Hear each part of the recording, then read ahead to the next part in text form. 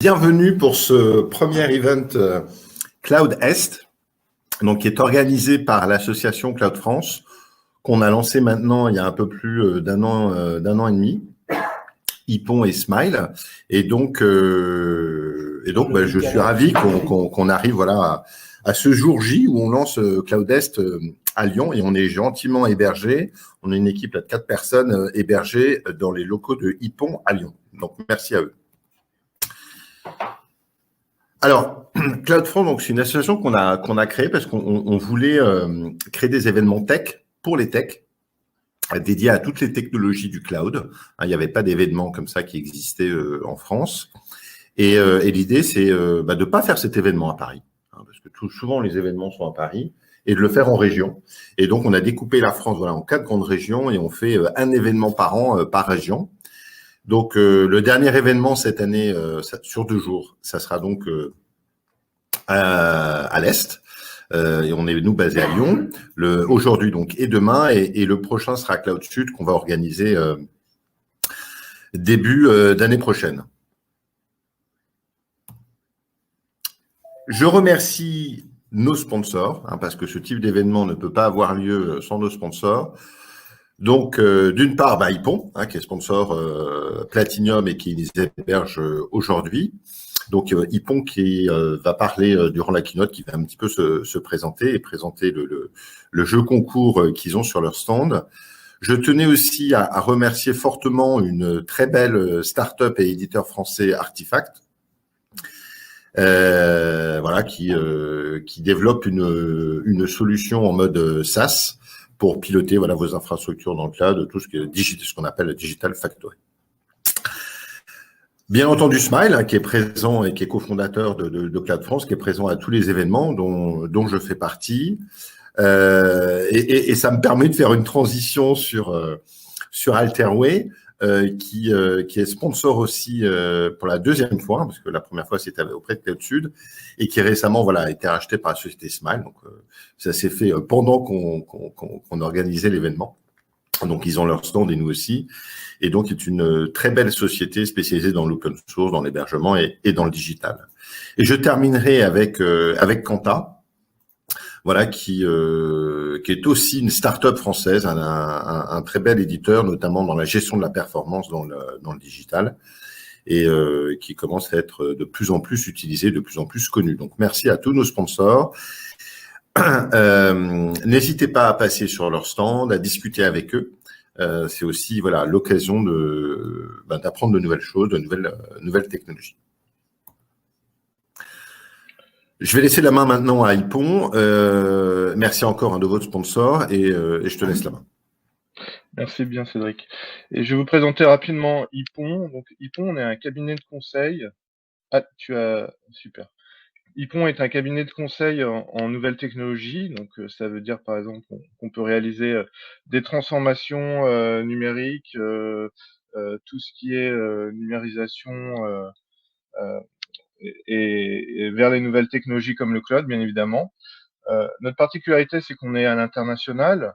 Donc, on a 7 agences en France, on a 3 agences aux États-Unis, une agence à Melbourne, et puis, ce qui est un peu plus spécial, une agence en Russie à Moscou.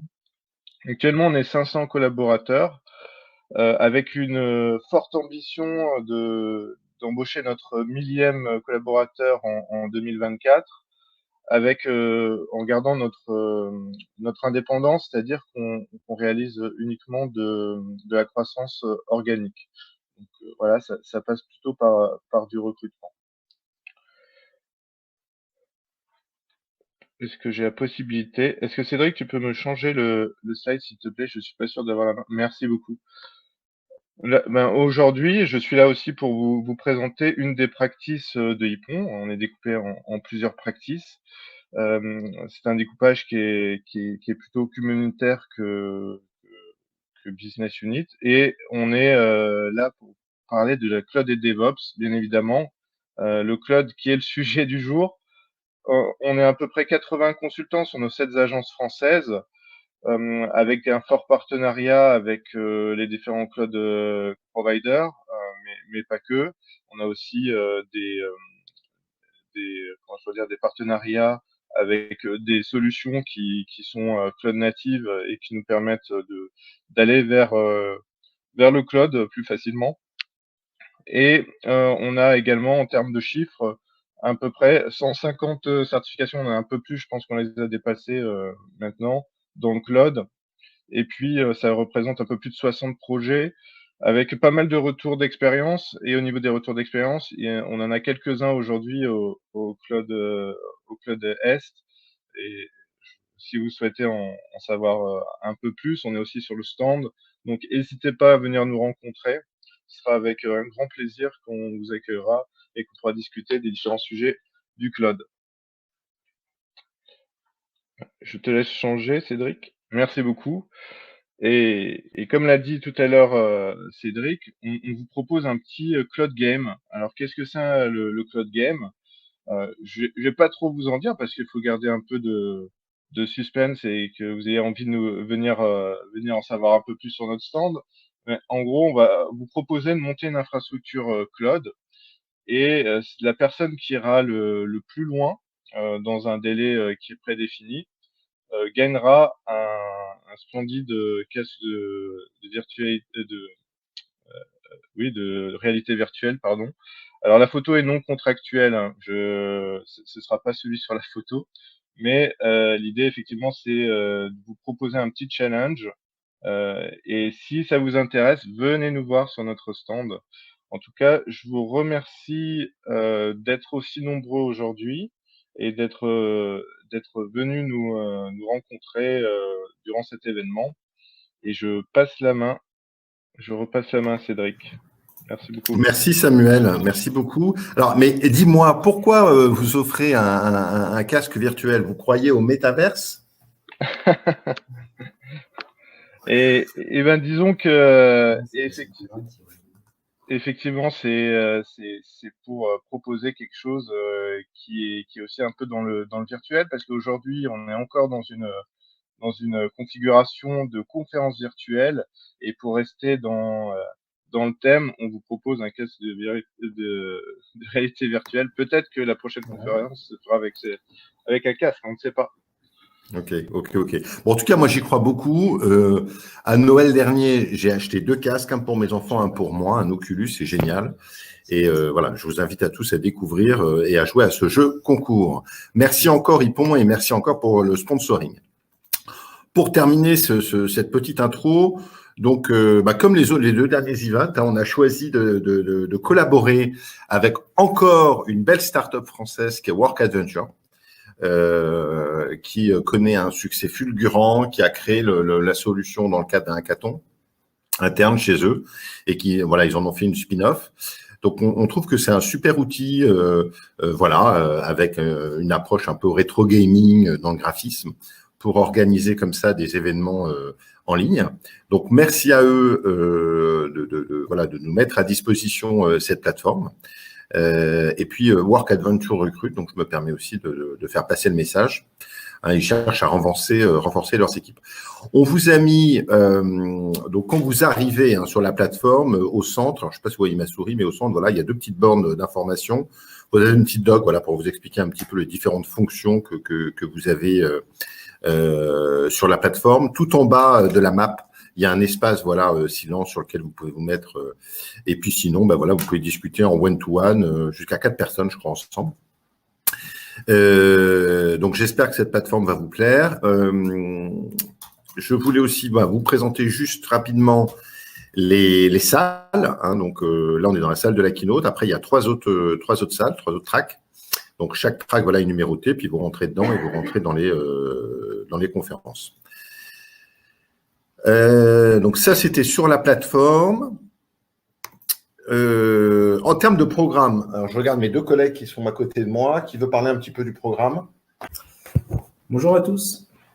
Alors, en termes de programme… Donc, c'est Mickaël qui parle. C'est Mickaël Coulange, je travaille chez Smile.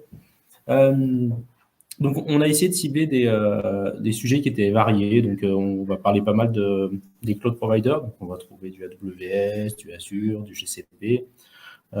Et on a essayé de varier vraiment, d'avoir différentes thématiques pas mal d'orchestration, intégration continue, etc., du développement. Donc, voilà. L'idée, c'était d'avoir un programme qui ne soit pas focus sur une techno ou sur un cloud, mais vraiment qu'on puisse parler de tout. Voilà. Donc, j'espère que le programme vous plaira. Vous pourrez le retrouver sur chaque entrée des salles en allant sur le petit i. Et voilà, après, il y a n'hésitez pas à regarder les différents programmes. Il y a 3 salles, donc vous sélectionnez celle qui vous intéresse. On voit sur les programmes le petit room 1, room 2, room 3. Sélectionnez faites vous-même votre programme et puis voilà, participez, allez dans les salles et n'hésitez pas aussi à poser des questions et puis à venir nous contacter sur les stands. Merci et bon démarrage. Merci, Mickaël. Pris comme ça, hop, sur le saut. Et pour terminer, donc, on va avoir, dans le cadre de cette keynote, pendant un petit quart d'heure, une présentation par Agathe et Aeleg, j'espère que je prononce bien ton prénom, autour de la mixité dans le cloud. Quels enjeux pour le cloud de demain? Donc, je ne sais pas si Agathe et Aeleg, vous êtes toutes les deux présentes sur l'estrade. Et si c'est le cas, je vous laisse prendre la main. Allez, hein. Bon, alors, bonjour à tout le monde. Donc aujourd'hui, on va, pour ces 2 jours d'événements sur Cloudest, on va quand même aborder, juste pour démarrer, la thématique de la mixité dans le cloud plus particulièrement. Parce que le cloud est un secteur qui est hyper porteur, vous êtes tous assez immergés là-dedans. Et on s'est dit que c'était quand même important de voir quels étaient tous ces profils un peu derrière ça et qui faisait le cloud de demain. Donc du coup, je vais me présenter. Donc moi, je suis Elaïk, je suis développeuse cloud AWS depuis 2 ans chez Core Expert.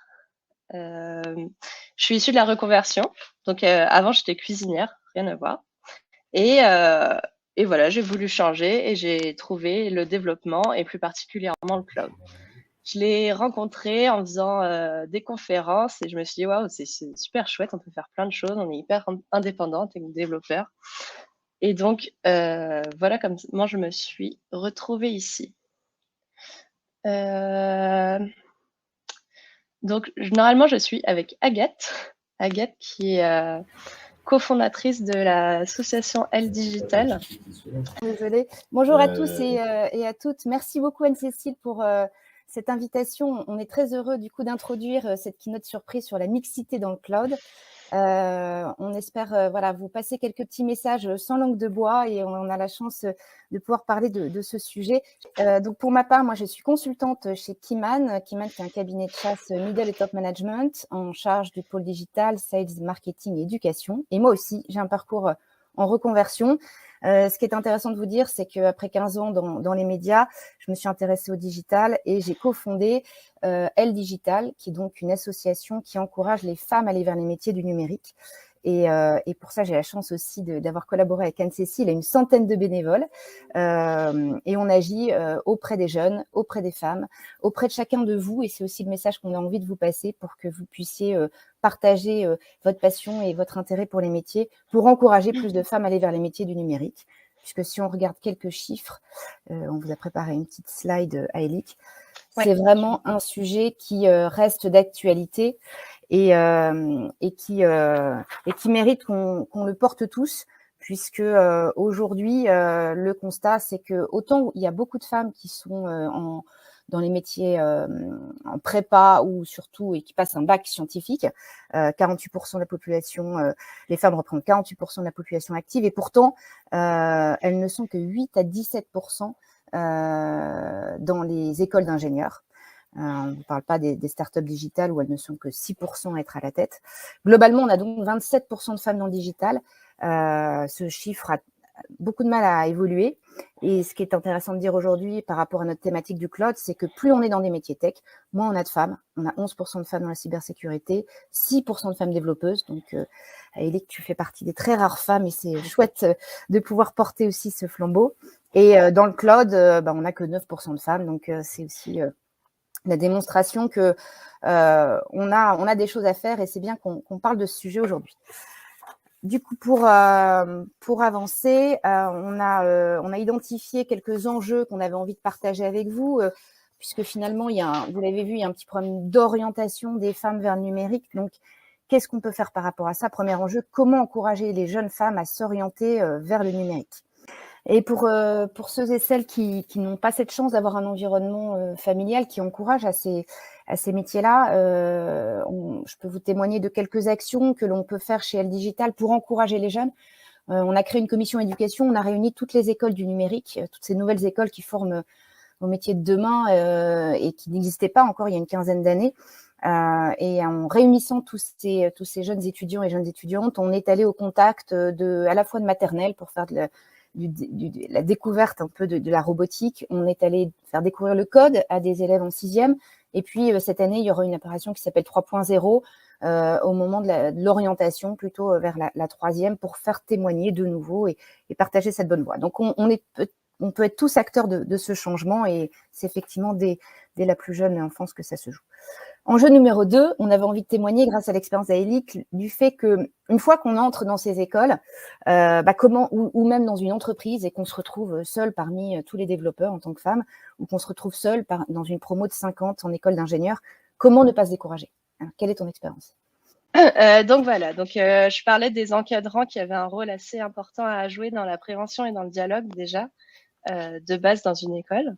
Après, ce sont pas eux qui sont responsables de tout, on a chacun notre rôle à jouer. Voilà, pour quelqu'un qui appartiendrait à une minorité, que ce soit une femme ou quelqu'un d'autre, je trouve qu'il est très important de s'entourer, de se créer un cocon, d'être au sein d'un groupe qui est sain pour nous. Et ça, c'est vraiment quelque chose qui va nous donner la force, qui va nous permettre de puiser cette énergie dans les autres et d'aller vers l'avant. Ensuite, on parle souvent de remarques qu'on peut avoir, qui sont pas forcément voulues comme agressives, mais qui peuvent parfois être déplacées sans faire exprès. Petit exemple, à un moment donné, on avait besoin de trouver un stage. Et grâce à mes réseaux, j'ai réussi à trouver 3 propositions de stage. Donc, j'en parle à un ami, je suis très contente. Et sa première réaction, c'est de me dire « Ah mais oui, tu es une femme, c'est normal que tu aies eu plein de propositions. » Alors certes, en tant que femme, on peut avoir plus de chance actuellement sur le marché parce qu'on est moins. Mais de se prendre ça de front en première réaction, j'ai trouvé ça hyper violent. Mais c'est pas grave, je savais que c'était quelqu'un qui ne me voulait pas de mal. Du coup, je lui ai expliqué que, écoute, j'aurais bien aimé que tu me dises d'abord félicitations ou que c'est peut-être grâce à mes compétences que j'ai trouvé ces stages et pas seulement parce que je suis une femme. Voilà, donc tout ça, c'est des petits tips qui font que finalement, si on n'agresse pas et qu'on parle avec pédagogie, je pense que le message passe. Après, on a aussi au sein de l'école, voilà, il y a les encadrants, il y a nous-mêmes, mais on peut aussi créer encore d'autres alternatives. On avait commencé à créer une association qu'on avait appelée 101 genres, car j'étais à l'école 42 et à l'époque, elle s'appelait 101.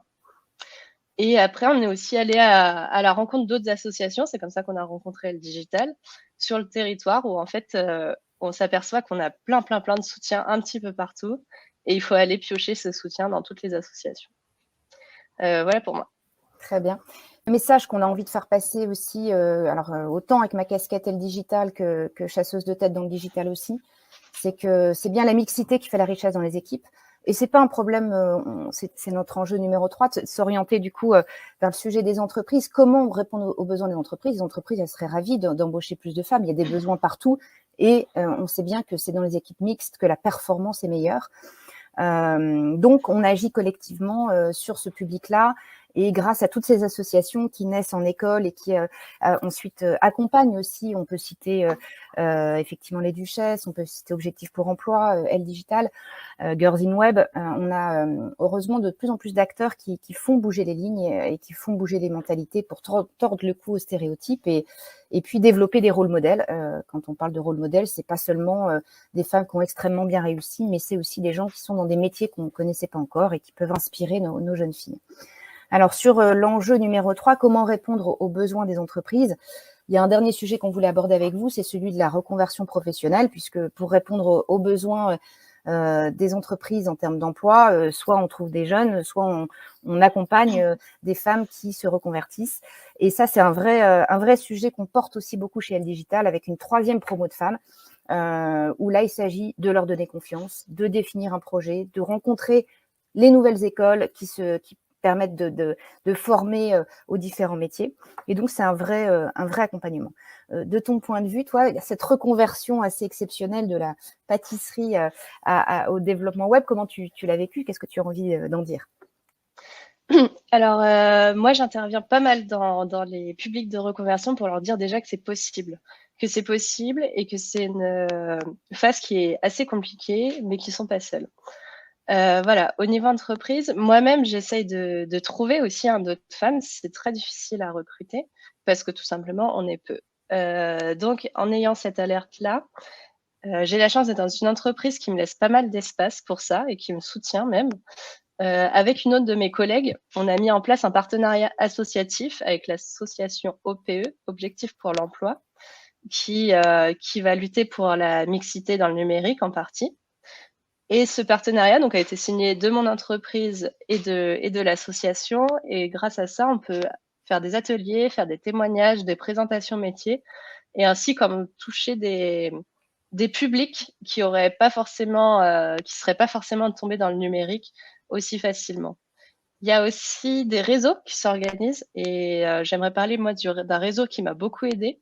C'est le réseau des duchesses. Donc c'est des femmes à la base qui étaient développeurs Java. Maintenant c'est plus du tout le cas. C'est toutes femmes ou hommes qui ont un pied dans le numérique et qui ont envie de s'y intéresser. Et voilà, c'est un environnement très sain qui bouge, qui est très actif dans les conférences, dans les placements. Et voilà, donc grâce à elle aussi, ça a été un super canal pour rencontrer d'autres femmes et d'autres personnes dans ces métiers-là. Super.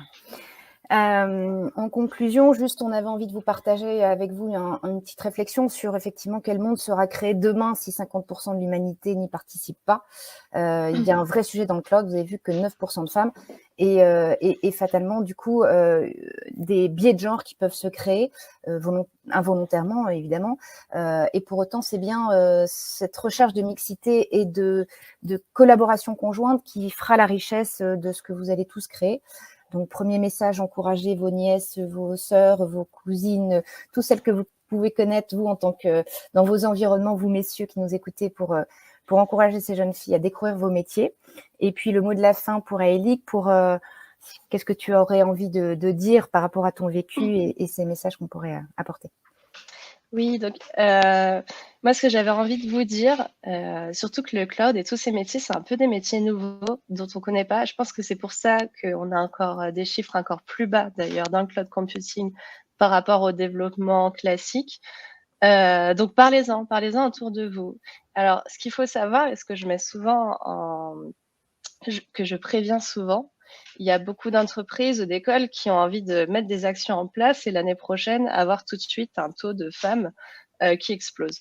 C'est très difficile, ça se fait vraiment pas en un an. Ce sont des actions moyen terme, long terme, puisque c'est des codes dans les mœurs qu'il faut bousculer. Voilà, donc il faut vraiment de l'endurance et être tenace, et ça ne changera pas sur des mois ou sur une seule petite année. Donc, je vous demande à vous d'être aussi les porte-parole et qu'on soit tous porte-parole de ça, que ce soit pour les femmes, que ce soit pour la mixité aussi, en général, puisque la mixité, ça ne s'arrête pas seulement aux femmes, ça s'apparente aussi aux classes sociales, aux origines, à plein de choses. Comme disait Agathe, plus une équipe est mixte, plus elle est performante. Donc, on y a tous vraiment à gagner. Et voilà. Et donc, vu l'ampleur que le cloud est en train de prendre en ce moment, je pense qu'on a vraiment besoin qu'il y ait tous les profils derrière ça pour vraiment avoir un cloud à l'image et de la diversité de la population. Et j'aime beaucoup ce métier. J'ai vraiment envie qu'il continue de s'expandre et de se transformer. Voilà, c'était le mot de la fin. Merci beaucoup. On va vous laisser retourner dans vos différentes salles. Merci de nous avoir écoutés et soyez des bons ambassadeurs de ce sujet de la mixité dans le cloud. Merci à tous. Merci. Un grand merci Agathe et Elec. Et puis belle 2 journées à tous. Profitez bien de ces 2 jours de conf. Et je crois que ça a déjà un peu commencé dans les salles. Donc je vous invite à rejoindre les salles 1, 2, 3 selon ce que vous voulez écouter. Merci encore Elec et Agathe.